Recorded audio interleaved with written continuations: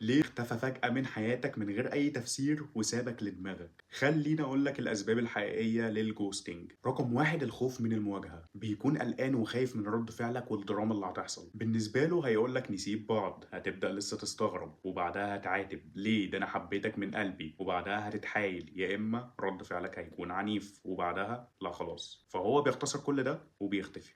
تاني سبب هو التلاعب العاطفي. بيلعب بيك وبيستخدم الجوستنج كوسيلة عشان يخليك تفكر فيه أكتر وتشتاق له وبعدها بيرجع تاني. بيعتمد على تحفيز المشاعر زي القلق والتعلق عند الطرف التاني، فتتعلق بيه أكتر ويتحكم فيك براحته ويكون عمل اللي هو عايزه. رقم 3، وجود حد تاني. ببساطة بيكلم حد تاني في نفس الوقت، فانت مبقتش همه في حاجة فمش بيكون شايفك أصلا فبيختفي. رقم 4، قلة النضج العاطفي. في ناس ببساطة بتبقى مش عارفة ازاي تنهي العلاقة أصلا فبيختفوا، وده بيكون مش شرط هو اللي الغلط عنده، ممكن يكون العيب فيك انت، بس هو مش عارف يواجهك، مش عارف ينهي العلاقة. رقم 5، القلق أو الخوف من الالتزام. لما يلاقي العلاقة دخلت في الجد، كلمت ماما عنك، هتتقدم لي امتى، الكلام ده كله. رقم 6 والأخيرة، الملل وفقدان الاهتمام.